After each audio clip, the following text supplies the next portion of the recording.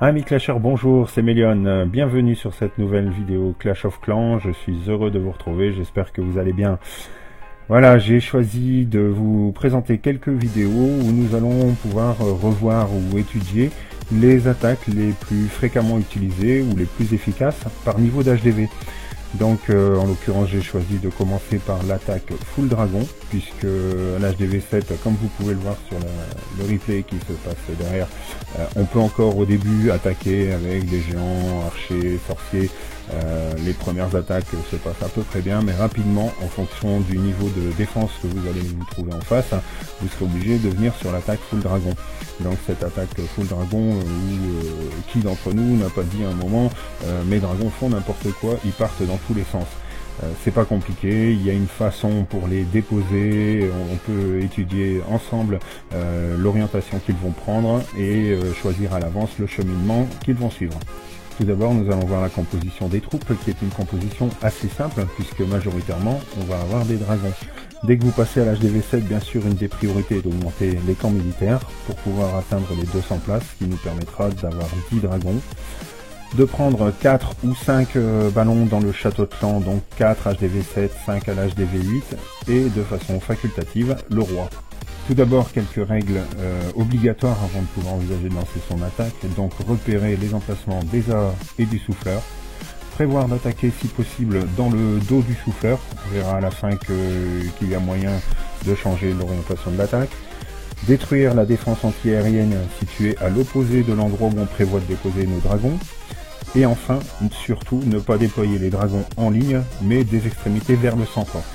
En effet, les dragons n'ont pas de cible prioritaire, donc votre dragon, dès le moment où il aura détruit le bâtiment sur lequel il est occupé, il passera au bâtiment suivant, le plus proche de l'endroit où il se trouve. Donc si on veut que nos dragons suivent le parcours qu'on envisage pour pouvoir détruire par exemple les défenses antiaériennes, il faut savoir qu'ils vont enchaîner les obstacles dans l'ordre où ils vont se présenter à eux. Sur l'exemple ici, on remarque que les 3 défenses antiaériennes sont assez espacées et que le souffleur protège une des défenses antiaériennes.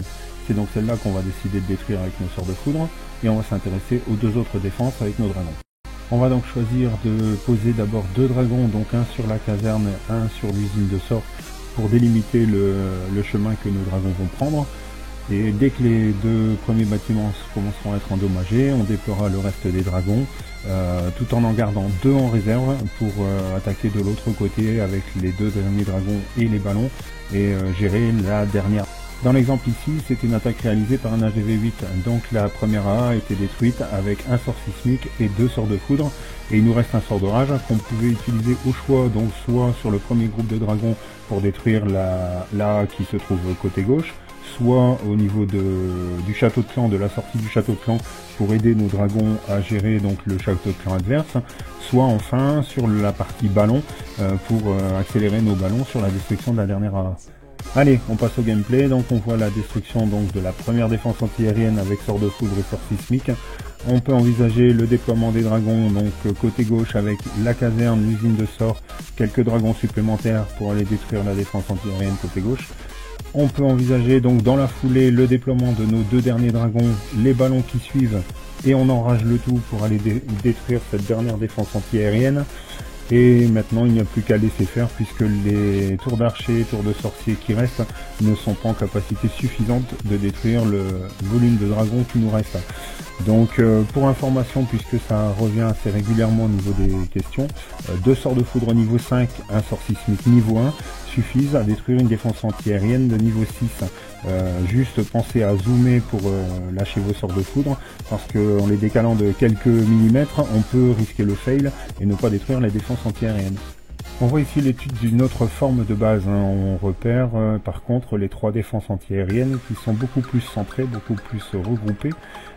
Encore une fois, le souffleur qu'on repère un peu plus haut protège cette fois-ci les défenses antiaériennes, et donc on ne peut pas envisager d'attaquer carrément derrière le souffleur comme on l'évoquait tout à l'heure. On va donc choisir de déployer le roi d'un côté pour faire un petit funnel et orienter donc la course de nos dragons. On va attaquer côté gauche, puisque c'est là qu'on peut trouver donc 2 défenses antiaériennes les plus regroupées, les plus proches l'une de l'autre. et on va détruire donc la défense antiaérienne la plus éloignée, comme on évoquait, celle qui se trouve côté droit. Tout de suite on passe à l'attaque, donc avec le roi déployé pour canaliser nos dragons. Donc il détruit les deux bâtiments afin d'éviter que nos dragons ne tournent autour du village et ne partent vers le bas.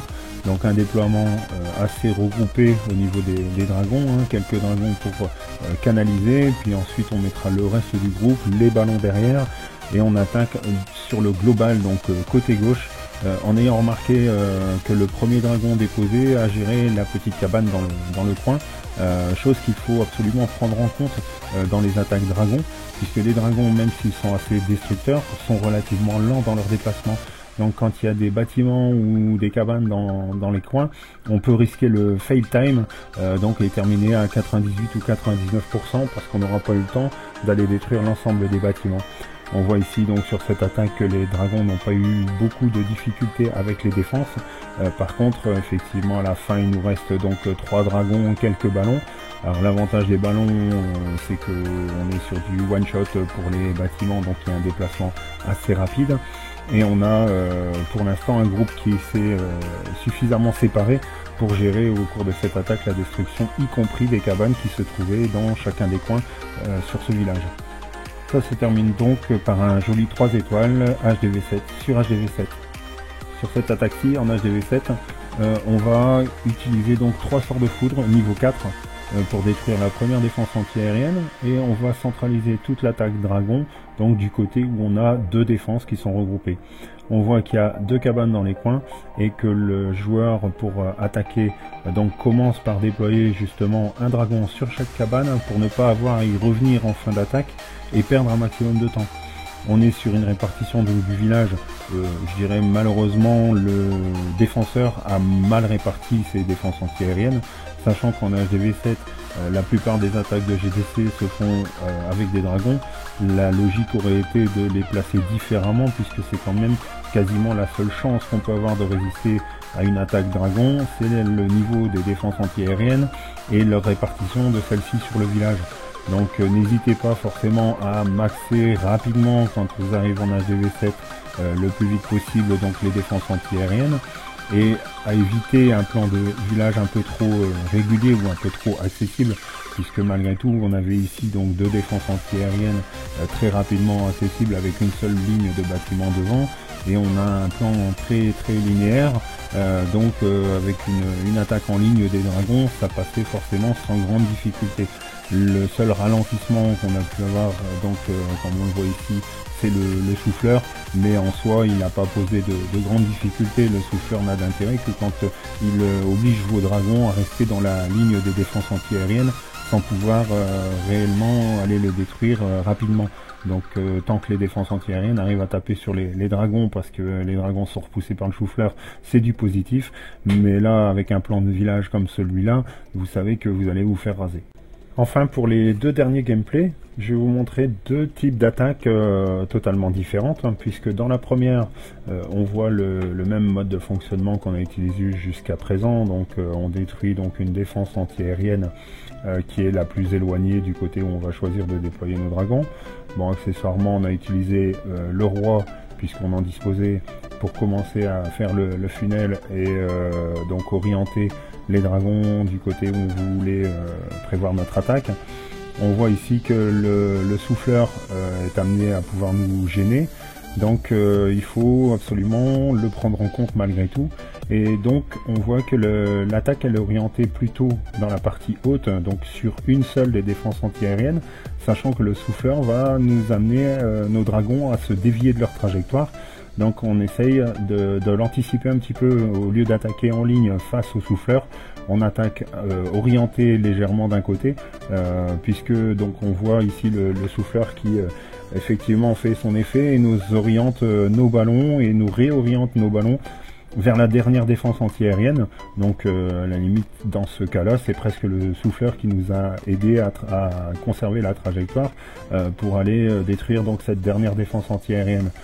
On voit que l'attaque comme d'habitude se déroule correctement, il nous reste un max de dragons, donc pour aller détruire les dernières défenses. Donc ici 2 tours d'archer qui nous restent, qui ne peuvent pas faire le poids avec les 5 ou 6 dragons qui restent, et même il reste même des ballons pour terminer le clean.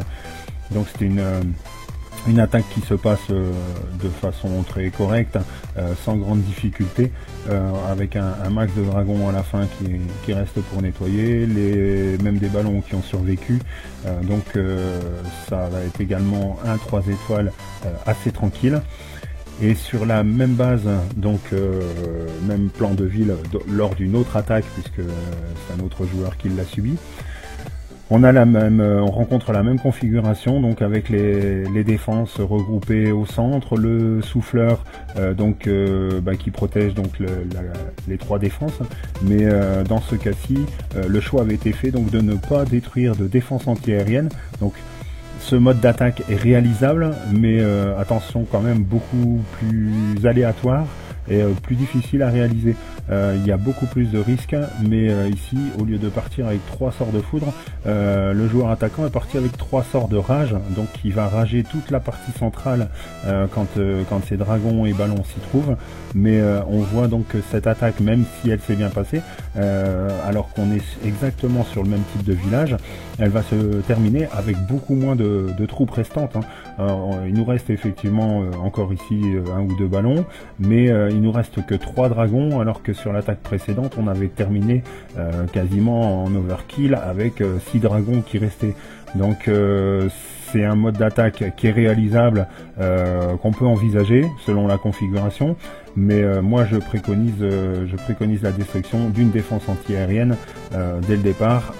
C'est beaucoup plus safe et beaucoup plus facile à réaliser. Voilà, j'espère que cette vidéo vous aura plu. N'hésitez pas comme d'habitude à liker, partager, commenter. S'il y a des questions, n'hésitez pas non plus à me laisser vos commentaires, et je vous dis à bientôt. Ciao.